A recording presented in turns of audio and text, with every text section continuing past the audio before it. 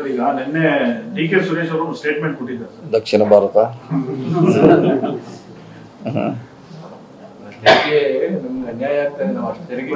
ವಾಪಸ್ ಬರ್ತಾ ಇಲ್ಲ, ಬರೀ ಕರ್ನಾಟಕದಲ್ಲಿ ಮಾತ್ರ ರಾಜ್ಯಗಳಲ್ಲೂ ಕೂಡ ಅಂತ ಒಂದು ಕೂಗು ಜೋರಾಗ್ತಾ ಇದೆ ಇತ್ತೀಚೆಗೆ.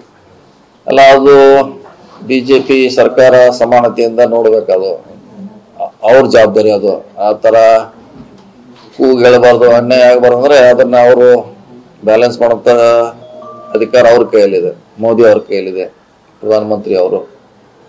ಅವ್ರನ್ನ ಬ್ಯಾಲೆನ್ಸ್ ಮಾಡ್ಲಿಕ್ಕೆ ಆ ರೀತಿ ಮನಸ್ಥಿತಿ ಹೊರಗೆ ಹಾಕುವ ರೀತಿಯಲ್ಲಿ ನೋಡ್ಕೊಳ್ಳೋ ಜವಾಬ್ದಾರಿ ಅವ್ರದ್ದು. ತೆರಿಗೆ ಇರ್ಬೋದು, ಗ್ರಾಂಟ್ಸ್ ಕೊಡೋಲ್ಲಿ ಇರ್ಬೋದು, ಮಳೆಗಾಲ ಬಂದಾಗ ಒಂದು ಕಡೆ ಜಾಸ್ತಿ ಕೊಡ್ತಾರೆ, ಒಂದು ಕಡೆ ಕಡಿಮೆ ಕೊಡ್ತಾರೆ. ಬರಗಾಲ ಬಂದಾಗ ಕೂಡ ಈ ನೋಡಿ ಇನ್ನೂ ಮಟ್ಟ ನಮ್ದು ಕೊಟ್ಟಿಲ್ಲ. ಸುರೇಶ್ ಬಾಬು ಸಮಗ್ರ ಕೃಷಿ ಮಾಡಿ 365 ದಿನವೂ ಆದಾಯ ಗಳಿಸ್ತಿದ್ದಾರೆ. ನೀವು ಕೂಡ ಅವರಿಂದ ಕಲಿಬೇಕಾ?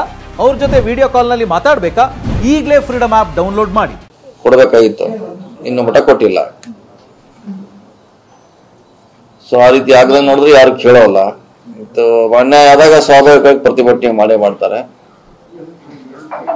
ಸೊ ಆಗದಂಗೆ ಅವರು ಜವಾಬ್ದಾರಿ ಮೋದಿಜಿ ಅವರ ಕೈಯಲ್ಲಿ ಇದೆ, ಅವ್ರು ಮಾಡ್ಬೇಕಷ್ಟೇ. ದೇಶದ್ರೋಹಿ ಹೇಳಿಕೆ ಆಗಲ್ಲ ಸರ್, ಬಿಜೆಪಿ ಅವರು ಅದನ್ನೇ ದೇಶದ್ರೋಹಿ ಹೇಳಿಕೆ ಅಂತ. ರಾಹುಲ್ ಗಾಂಧಿ ಅವರು ಭಾರತ ಜೋಡ್ಸೋಕೆ ಹೋಗ್ತಾ ಇದಾರೆ, ಅಂದ್ರೆ ಡಿ.ಕೆ. ಸುರೇಶ್ ಅವರು ಭಾರತ ತೋಡೋ ಅಂತ ಹೇಳ್ತಾ ಇದಾರೆ. ಬಿಜೆಪಿ ಅವರು ಅವ್ರು ಹೇಳ್ತಾರೆ ಅವ್ರು ಇಂತ ಏಟ್ 100,000 ಇದಾರೆ ಅವರು ಹುಡುಕ್ರೆ, 1000 ಇದೆ. ಅವರು ಕೂಡ ಈ ರೀತಿ ಹೇಳಿದ್ದು ಸಾವಿರಾರು ಇದೆ. ಅದು ಅನ್ಯಾಯ ಆದಾಗ ಅದು ಹೇಳಿರ್ಬೋದು ಅಷ್ಟೇ. ಅದನ್ನ ಹೇಳಿದ ತಕ್ಷಣ ಏನು ಭಾರತ ಏನು ಇಮಿಡಿಯೇಟ್ ಏನು ಭಾಗಿನಾಗೋದಿಲ್ಲ. ಅವ್ರ ಆತಂಕನ ವ್ಯಕ್ತಪಡಿಸಿದ್ದಾರೆ, ಭವಿಷ್ಯತ್ನಲ್ಲಿ ಆಗ್ಬೋದು, ನೀವು ಸರಿ ಮಾಡೋದು ಅಂತ ಹೇಳುವಂತ ಉದ್ದೇಶ ಇರ್ಬೋದು. ಅದ ನಗಳಿಲ್ಲ, ಆಗದಂಗೆ ನೋಡ್ಕೊಳ್ಳೋ ಜವಾಬ್ದಾರಿ ಅವ್ರದು.